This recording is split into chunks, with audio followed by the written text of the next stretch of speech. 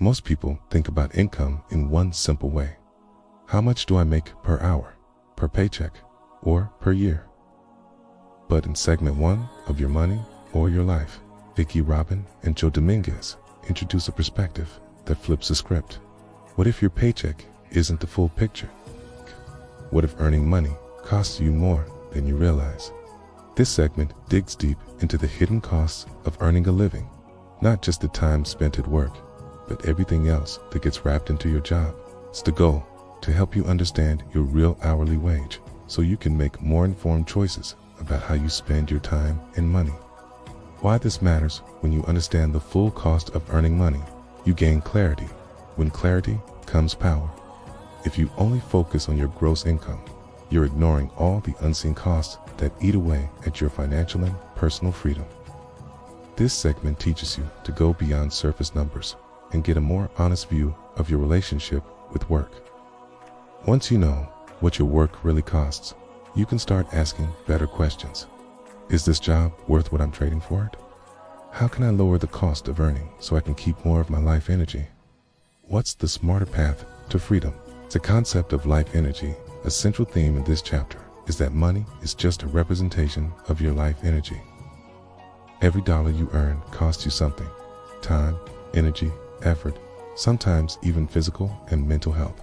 The authors encourage you to stop seeing money as neutral and start seeing it as a reflection of your one non-renewable resource, your life. With that mindset, the next step is to calculate your real hourly wage. It's usually not what you think. How to calculate your real hourly wage. Here's how the book guides you to figure it out. 1. Start with your monthly or weekly income. This is your take-home pay, what actually lands in your account. 2. Subtract all the work-related expenses. This includes things like commuting costs, work wardrobe or uniforms, meals or coffee you wouldn't buy if you weren't working, childcare or pet care costs, tools, certifications, or continuing education. Distressing costs. 3. Add in all the time spent on work-related activities. It's not just your 9-to-5 ad, commute time getting ready for work, unpaid overtime, time spent decompressing after work, work-related errands or social obligations. For now, do the math. Divide your real income by your real time. That number, your real hourly wage. For many people, it's a wake-up call. A $30 an hour salary might turn into $12 an hour once all the hidden costs are factored in. What this number tells you: knowing your real hourly wage is empowering, becomes your measuring stick for spending. If you're about to buy something, you can ask, is this dinner out worth 3 hours of my life energy? Would I spend an hour of my real wage on this gadget I'll forget about in a week? This simple question shifts you from impulsive to intentional. And over time, it helps you build a life that reflects your values, not just your paycheck. It's not about quitting your job, it's about owning your time. The purpose of this exercise isn't to make you resent your job. It's to make you aware of the trade-offs you're remaking it, to help you decide if they were worth it. When you understand the true cost of your work, you might reduce unnecessary spending to reclaim time, shift to work that better aligns with your values. Build side income that's less draining. Plan a smarter path to financial independence. It's not about working less for the sake of it. It's about working smart, keeping more of your life energy and spending it where it counts. Final thought: your time is priceless. Segment 1 of this chapter reminds us that time is the one resource we never get back. When you spend money, you're really spending moments of your life. So ask yourself, are you earning in a way that honors your time? Are you spending in a way that reflects your values?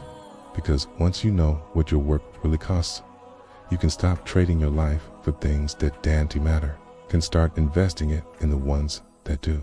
We all know that work pays the bills. But have you ever stopped to ask, what am I really trading for this paycheck? That's the heart of this idea. Work is a trade. It's not just a job. It's an exchange of your life energy for money. And once you start viewing work this way, the conversation shifts from how much am I earning to, is what I'm giving up worth what I'm getting in return? This is one of the most powerful reframes in your money or your life. And once you grasp it, you may never look at your work or your spending the same way again. Work isn't just about hours. It's about energy. When you show up for a job, you're not just handing over 40 hours a week. You're also giving commute time, emotional labor, mental focus, physical energy, time away from family, creativity, and rest. On paper, your job might pay $30 an hour. But once you account for all the unseen costs, commute, work, clothes, stress relief, convenience spending, you may discover you're earning far less. This leads us to a critical question. Am I trading my most valuable resource, my life, for things that are truly worth it? The real hourly wage concept. To figure this out, your money or your life introduces the idea of your real hourly wage. It's simple. Take your take-home pay, subtract all work-related expenses, and divide by the actual hours related to your job. That includes time, getting ready, commuting, decompressing, working, unpaid overtime, solving job-related issues after hours. The result is your real wage, and it's often far lower than your salary suggests. Every dollar equals a trade of life. Once you know your real hourly wage, it becomes a filter for every financial decision. Before you buy something, ask, how many hours of my life is this costing me? That $50 dinner out, maybe 4 hours of your time. That $150 gadget, maybe 12 hours.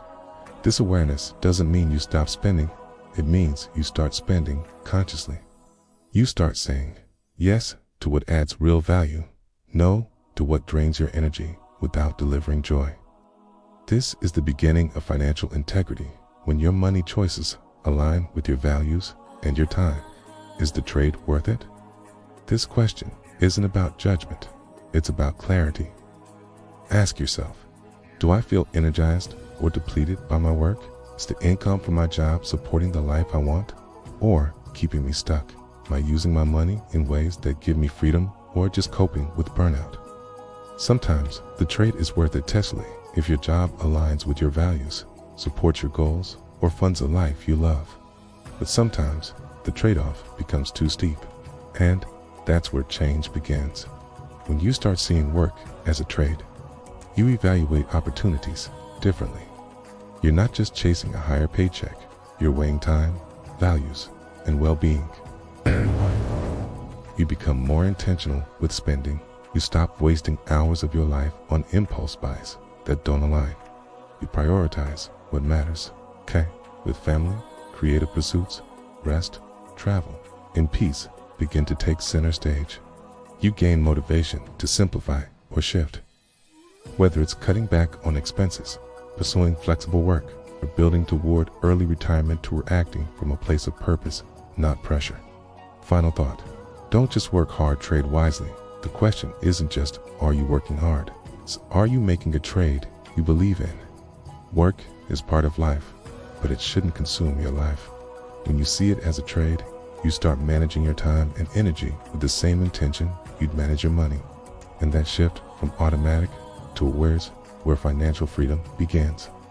We retaught from a young age that the standard path to financial stability is a full-time job, 40+ hours a week, steady paycheck, maybe benefits if we're lucky.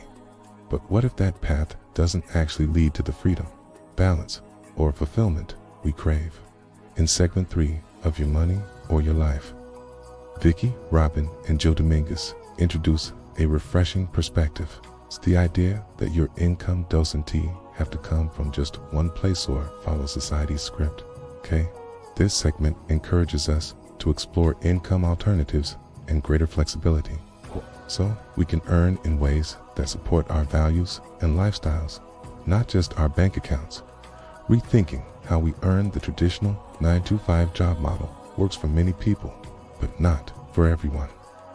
And in today's economy, where side gigs, remote work, creative entrepreneurship are more accessible than ever, you have more options than you might realize. This segment invites you to reflect on questions like, is my current job giving me more than just a paycheck? Could I earn in a way that offers more freedom, joy, or meaning? What skills or interests could I monetize outside my main job? The point isn't to quit your job tomorrow. S. To become conscious of the trade-offs you remaking and explore ways to reduce dependency on a single source of income. The power of flexibility. One of the key ideas in this segment is that financial independence isn't just about retiring early, it's about having choices. And the more flexible your income, the more freedom you have to design a life that fits you. That might mean working part-time instead of full-time, building a portfolio of income streams, taking sabbaticals or mini retirements, launching a small business that supports your creative passions, living simply so you don't need a high-stress job to keep up. The authors remind us, time is your most valuable asset, and flexibility is how you reclaim it. Income Alternatives to explore this segment encourages you to get curious and creative about how you might diversify or supplement your income. Okay, here are a few categories to consider. 1. Freelancing or consulting. Leverage your professional skills in a flexible way. Many people earn solid income doing what they used to do at work, but on their own terms. 2. Remote or part-time work. Look for jobs that offer location independence or fewer hours with decent pay. Flexibility is often more valuable than a bigger paycheck. 3. Rental or passive income. From renting out a room to dividend-paying investments, this can provide steady income without active effort once set up. 4. Creative income writing. Art, music, crafts, photography. What could you create that people would pay for? Platforms like Etsy, Substack, or Gumroad make it possible. 5. Skills-based side hustles. Tutoring, coaching, teaching classes, or offering tech support are all ways to earn without committing to a full-time job. The goal isn't to hustle harder, it's to align your income streams with your skills, interests, and desired lifestyle. Simplicity supports flexibility. Here's a powerful insight from this segment. The less money you need, the more flexibility you gain. If your monthly expenses are low, you can work fewer hours, take more creative risks, or even live off savings or part-time income for a while. This is why previous segments focused on frugality and defining enough. When your lifestyle is lean and intentional, your options multiply. You don't have to stay stuck in a high-paying but soul-draining job. You can afford to pivot. Income that supports your values. Finally, this segment invites a deep reflection. Is how I earn money in alignment with what I value? If your job leaves you drained, unfulfilled, or constantly compromising your well-being, it might be time to explore something different. Q. Not necessarily drastic, but more aligned. Maybe that's scaling back. K. Maybe it's starting something on the side. Maybe it's redefining what success looks like altogether. Whatever the path, the goal is the same. Earning in a way that supports your life, not one that consumes it. Final thought. You have more options than you think. Segment 3 reminds us that income isn't just about survival. It's about sovereignty. You get to choose how you show up in the world, how you use your gifts, and how much of your time you're willing to trade for money. With a little creativity, intentional living, and a commitment to flexibility, you can design an income that fits your life, not the other way around. At some point, many of us ask a quiet but powerful question. Is this what I'm meant to be doing with my life? We clock in, we check boxes, we chase promotions, or clients, or pay raises. But somewhere deep down, we wonder, does my work actually matter to me? In segment 4 of Your Money or Your Life, Vicki, Robin, and Joe Dominguez help us explore what it means to reconnect with purpose in our work lives, to stop trading our life energy for a paycheck and start aligning our work with what lights us up. This isn't about quitting your job tomorrow to follow a dream. It's about bringing intentionality and meaning back into the way you earn a living. Work as a vehicle for life, not just a source of income. Most of us are conditioned to see work as a necessity, a means to an end, something we have to do. But this segment invites a radical shift in mindset. What if your work could be more than a job? What if it could be a meaningful expression of your values, skills, and purpose? Reconnecting with purpose doesn't always mean finding your dream job.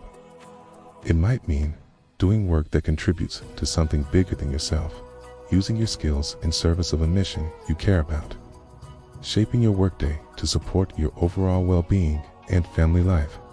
It's about integration, bringing your values to the table, not leaving them at the door. Step 1. Reflect on your life energy exchange. This builds on earlier sections of the book, where you calculate your real hourly wage, how much of your life energy you are truly trading for every dollar you earn. Now, ask, does the work I do feel worth the life energy I'm spending?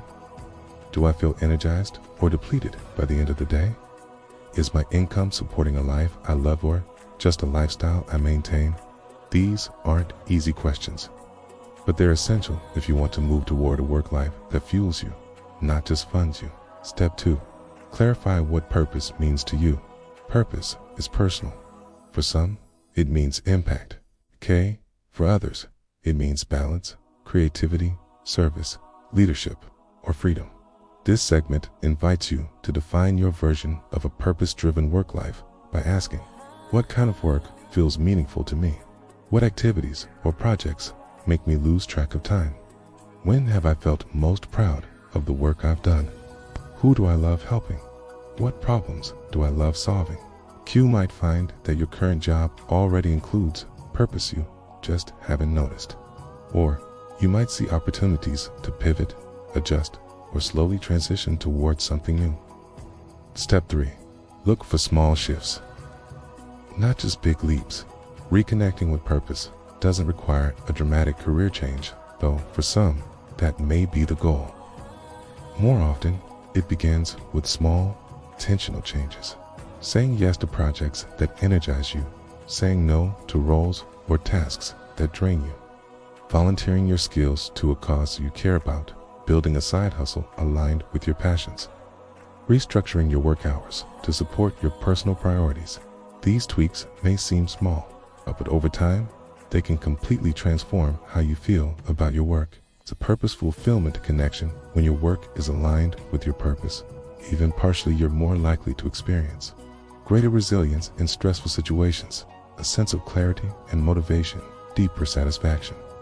Even during challenges, less need to seek fulfillment through consumption. This connection is powerful because it spills into every other area of your life. Purposeful work often leads to purposeful living. Purpose plus financial clarity equals freedom. One of the most beautiful ideas in this segment is that when you combine financial mindfulness with purposeful work, you create a rare kind of freedom. You're not just earning to survive, you're earning to thrive. You might even reach a point where you need to earn less because your spending is aligned with your values, and your work feeds your soul. That's the sweet spot your money or your life points toward.